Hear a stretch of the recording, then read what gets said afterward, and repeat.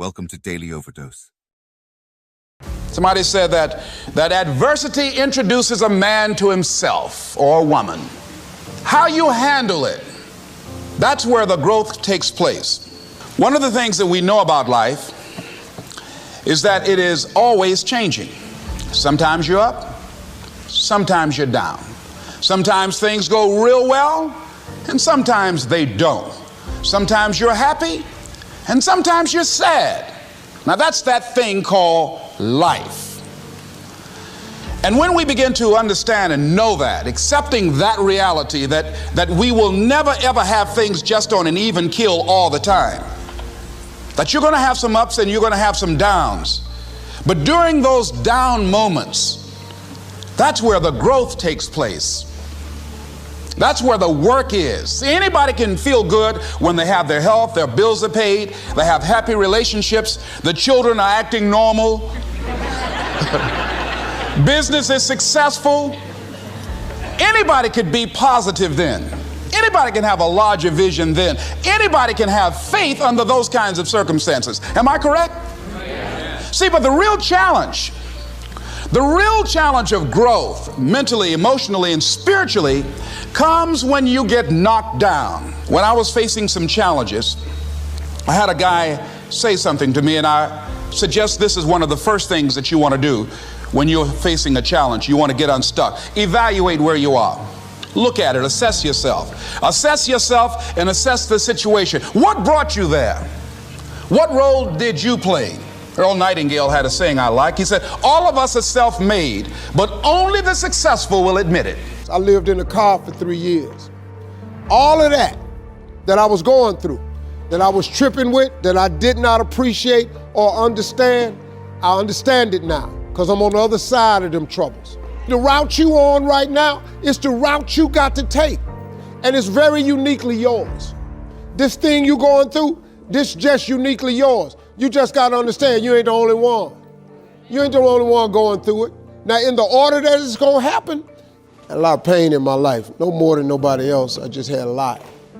But I learned along the way, everything that's happening to you is God is processing you.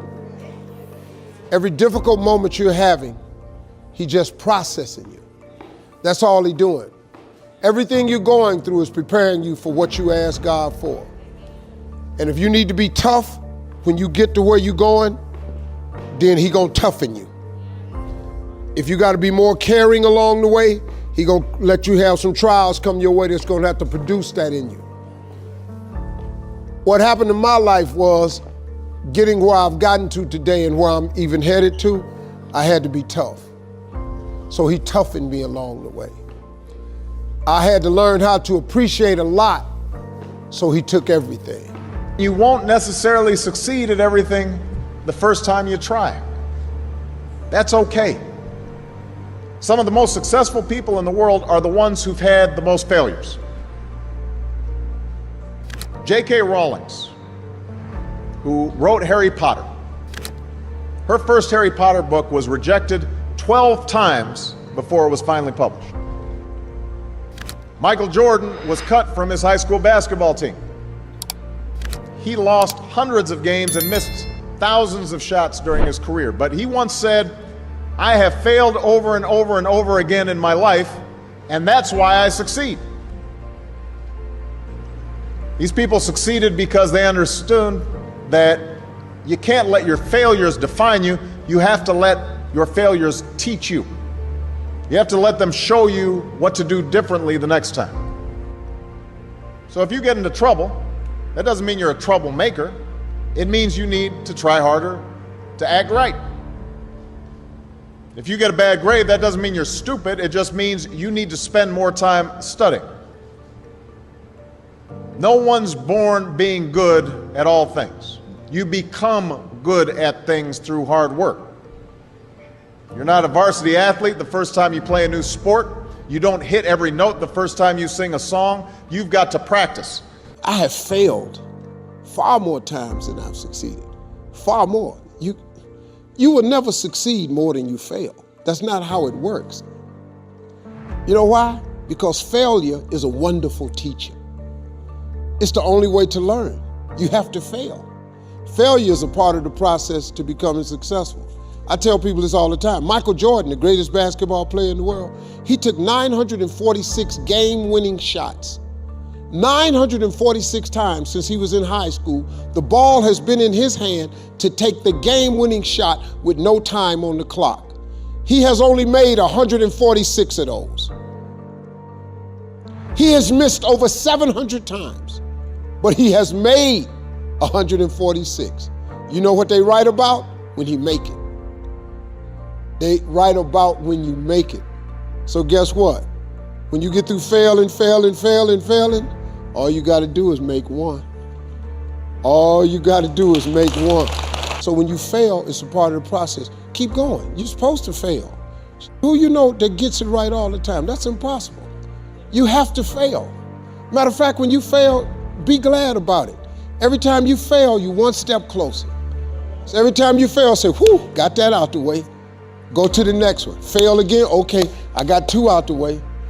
What's gonna happen is if you just keep swinging, you're gonna get a hit. A baseball player gets paid millions and millions of dollars for a 300 batting average. That means out of every 10 times he goes to the plate, he only hits the ball 3 times. They're millionaires. They only hit it 3 times. Man, please. I can't wait to fail. And to have a sense of resilience and be able to examine what is it that I did not succeed at? Why didn't I succeed? And what do I need to do better?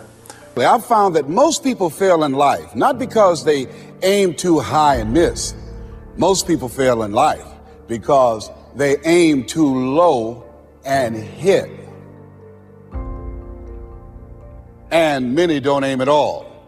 It's pretty easy sometimes to feel beaten when you're faced with all those issues and all those problems and they all hit you at the same time.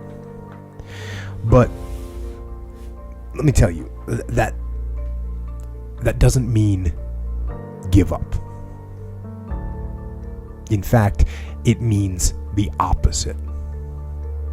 It means it's time for you to fight harder, to dig in. It means it's time for you to go on the war path.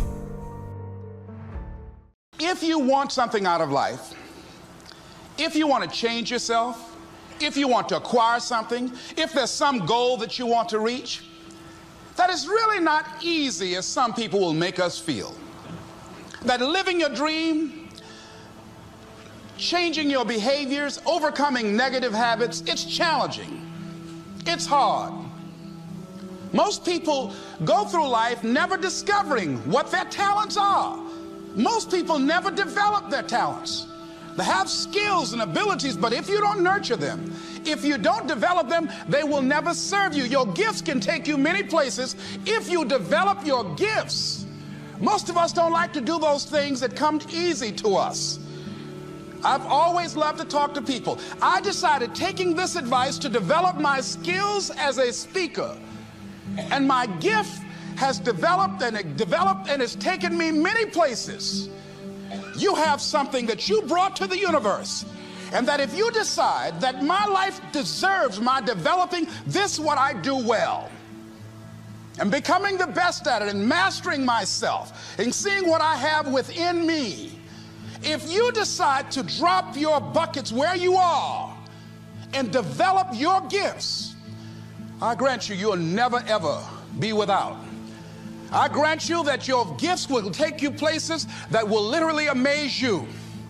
I grant you that if you begin to work to develop your gifts, you'll develop a strong sense of happiness. You'll get a larger vision of yourself, because part of beginning to get a larger vision of yourself, all of us need some area of our lives where we can have a feeling of competence.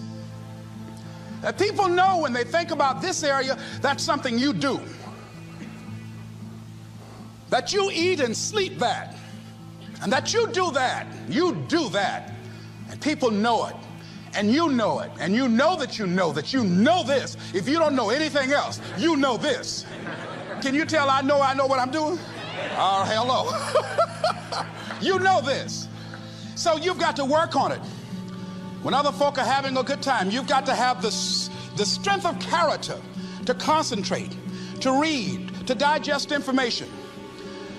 If you decide in any particular area that you're concerned about to make a conscious, deliberate, determined effort to read one book a month in that area, in 5 years, you'll be among the top 5% experts in the world.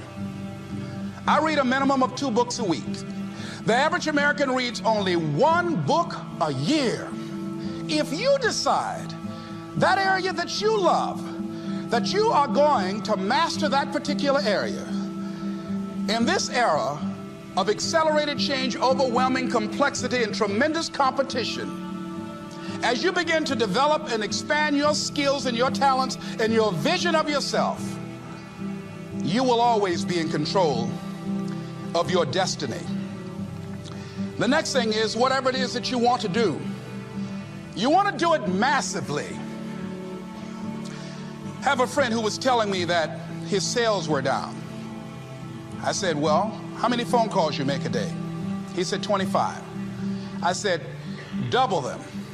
Make 50 or 75 or 100. He said, oh man, that's just too much. What do you mean too much? You behind on your bills? You talking about too much? You know one way to get back on your feet real quick is to miss 2 car payments? You talking about you're tired?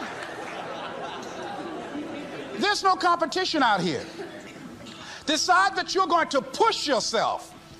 Most people won't do that.